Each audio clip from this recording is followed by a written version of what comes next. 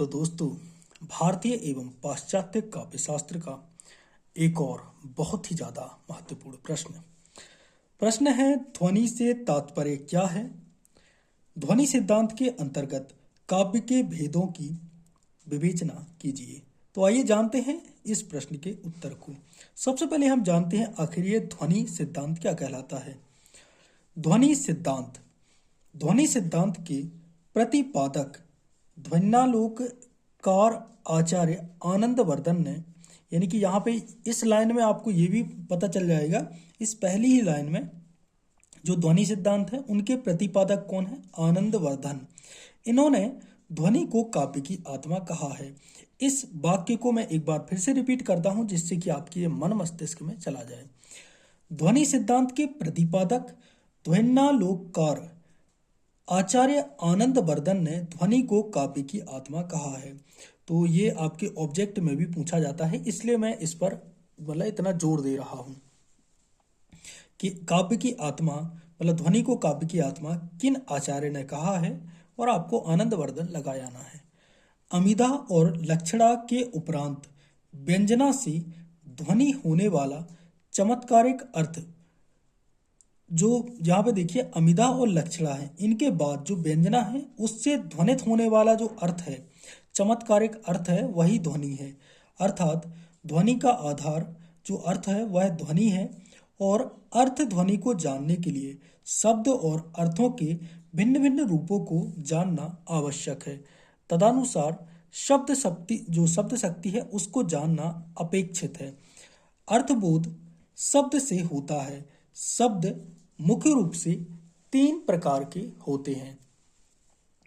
पहला है वाचक, दूसरा है लक्षक और तीसरा है व्यंजक।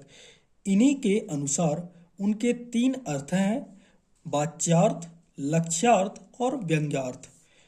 इस अर्थ को बोध कराने वाली 3 शक्तियां होती हैं, अमिदा, लक्षणा और व्यंजना। जिस प्रकार घंटे पर आघात करने से पहले टंकार और फिर मधुर झंकार, एक के बाद एक मधुर ध्वनि निकलती है, उसी प्रकार व्यंग्यार्थ भी ध्वनित होता है।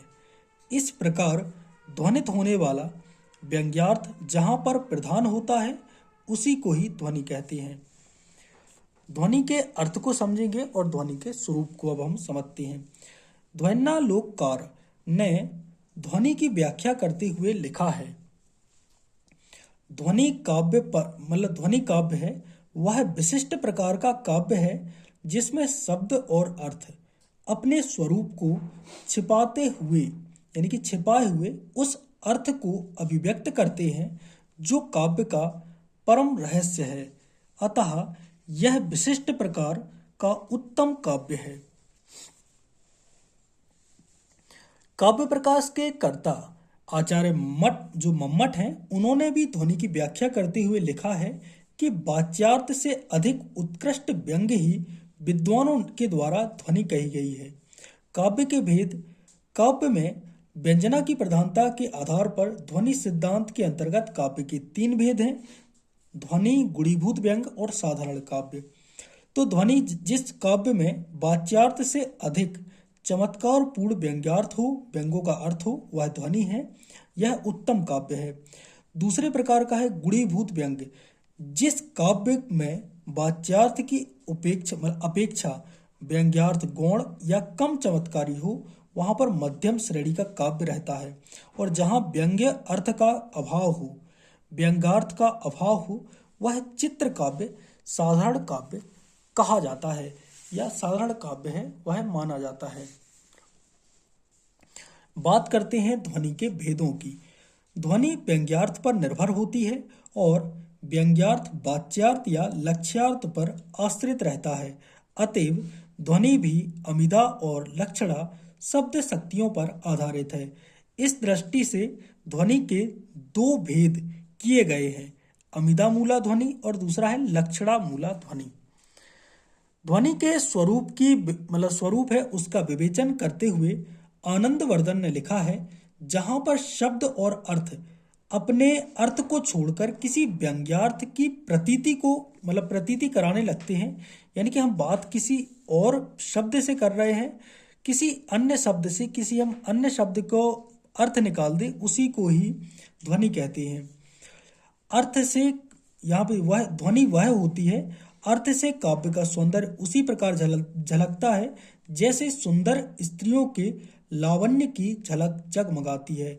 अभिनव गुप्त ने इसका प्रबल समर्थन किया है।